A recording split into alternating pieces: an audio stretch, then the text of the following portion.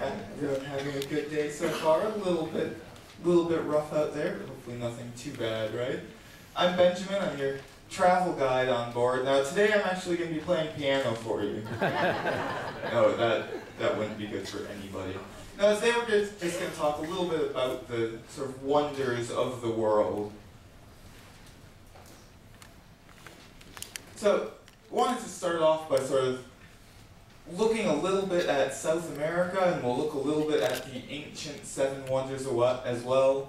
South America has, in my opinion, some of the most impressive natural wonders anywhere on the planet. I mean, the continent is just so diverse. There's so much to see, so many different biomes within the continent.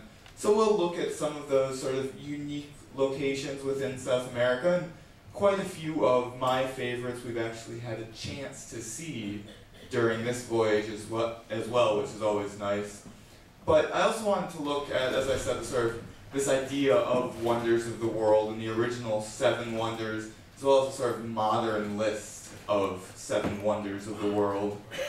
So when the Greeks sort of started to conquer much of the known world at that time, around the 4th century BC, they were exposed to all of these new civilizations, sort of different areas of the globe, and that's when they created the seven themata of the world. Now, themata actually translates as sites. So seven sites of the world. My Greek's not great, but I believe it's just sort of one letter difference between sites and wonders. So someplace later on it actually got switched over to the seven wonders of the world. And seven was basically just chosen because for the Greeks, 7 was the number of plenty, right?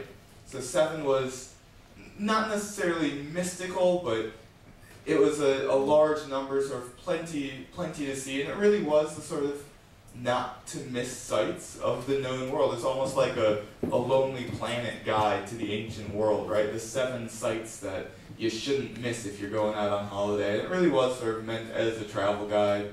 Now, it was primarily sort of touting the Greek achievements, right? There are only 2 of the ancient 7 wonders that aren't Greek, so it was sort of promoting their culture as well. Now the most prominent, the most recognized account of these 7 wonders is by Antipater of Sidon. There are also a couple of others. Some of the earliest come from Herodotus, around 484 BC. And really there's a fair amount of variability within the 7 wonders, so it's not like they were set in stone, as it were, and that these were the wonders of the world. No, it was sort of each person's interpretation of what you shouldn't miss if you were out there traveling. Now, typically, sort of starting from the top left-hand side there, you have the Great Pyramid of Giza, you have the Hanging Gardens of Babylon, the Temple of Athena, statue of Zeus, the mausoleum at Halicarnassus, Colossus of Rhodes, and then down on the bottom there, the lighthouse at Alexandria. Now, the last of these to sort of be completed was actually the Colossus at Rhodes, and that wasn't completed until around 280 BC. So you can see there had to be variability because not all of these actually existed during some of the earlier writings.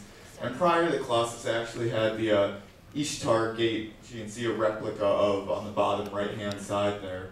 And that was sort of listed as the 7th. Now, unfortunately for us, so current travelers looking to explore our world and see everything that's out there for us, almost all of those 7 wonders are gone. Right? The first to be destroyed was also the last to be created, the Colossus. And that was ruined by an earthquake in around 226, 225 BC. So it actually only existed for about a 60-year time period between when it was finished and when it was actually destroyed. So, you know, you have to sort of replace some of these wonders. But again, today the only one, and one that I still think is one of the wonders of the world, the only one that's actually left is the pyramids at Giza. So that's the only one of the ancient wonders that's still available for us to see. Now, because it is a sort of traveler's log, various different people have tried to figure out what the sort of modern equivalent of these 7 wonders would be. And there was an organization called New Seven Wonders, www.new7wonders.com. It is a private organization based in Switzerland, and they started in 2001 to try to choose those new seven wonders. They started out with about 200 sort of monuments that they thought would be good candidates for the seven wonders, and then they just let people vote on it, right? Sort of let the world at large vote on what the seven wonders currently would be. They reported over 100 million votes. 100 million votes to sort of choose the modern seven wonders of the world. Now, the winners, I don't know how many of you guys have been to all of these places? I see a couple hands up, okay. I've been to not quite all of them, almost all of them. They are amazing. I have Chichen Itza in Mexico. You have Christ the Redeemer in Brazil, right? Hopefully we'll all have a chance to see that in Rio. The Colosseum in Italy, the Great Wall of China, Machu Picchu, which hopefully some of you had a chance to go to during this voyage, for those of you guys that got on either Fort Lauderdale or New York. Petra in Jordan, and finally the Taj Mahal in India. I mean, all just absolutely amazing, amazing sights. And they actually added on the Pyramid of Giza as a sort of honorary member, being the only surviving member of the original seven wonders.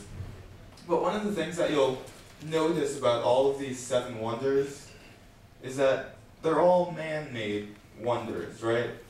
None of these are natural wonders. They're all made by humans. They're all very impressive, but they aren't part of the natural world. So the new seven wonders went on and figured that they'd start up a sort of list of the seven natural wonders of the world. Now the final vote on these seven was actually just, about a week ago. It was November 11th. It was their final vote for the seven natural wonders of the world. And finalists did actually include two candidates from South America here. So this is the final list for them. You have the Amazon rainforest on the top left-hand side there, and Iguazu Falls. How many of you guys went to Iguazu Falls? Oh, it's spectacular. So Iguazu Falls, and you have a number of places from around the world as well. You have Halong Bay in Vietnam. You have the Jeju Islands, which is South Korea.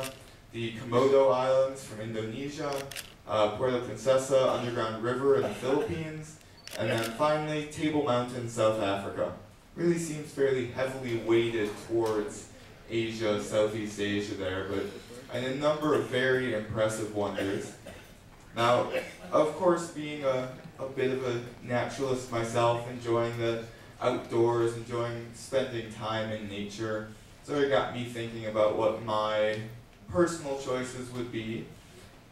And particularly sort of on this cruise, on our voyage through South America, what my choices for the natural wonders of South America would be. So I've compiled my own little list of almost 7 natural wonders. I couldn't quite limit it to 7. I had a hard time just limiting it to the 8 here. But I did figure that I'd try at least, and I also tried to not just include birds. So most of these places have excellent birding nearby, but they're not just birds. So this is my sort of list of must-see natural wonders in South America. And again, we have had the opportunity to see a number of these now on our voyage. So just starting from the top left-hand side there, you have Lake Titicaca, Patagonia, Iguazu Falls, the Galapagos, going down to the bottom left, Cape Horn, then Angel Falls, the Andes as an entire range, and finally the Amazon rainforest. So I just thought I'd go through each one of these and talk a little bit about them, what I think makes them special, a little bit about their history, where they are. So Lake Titicaca is located high up in the Andes. It's on the border of Peru and Bolivia. It's at an altitude of 3,811 meters. That's about 12,500 feet. It's the highest commercially navigable lake in the world. Now at 12,500 feet, that's not high for a mountaintop in the Andes, but that's getting pretty close to the highest mountain in the lower 48, at least, of North America. So it's up there a ways. It is also the largest lake in South America by total water volume.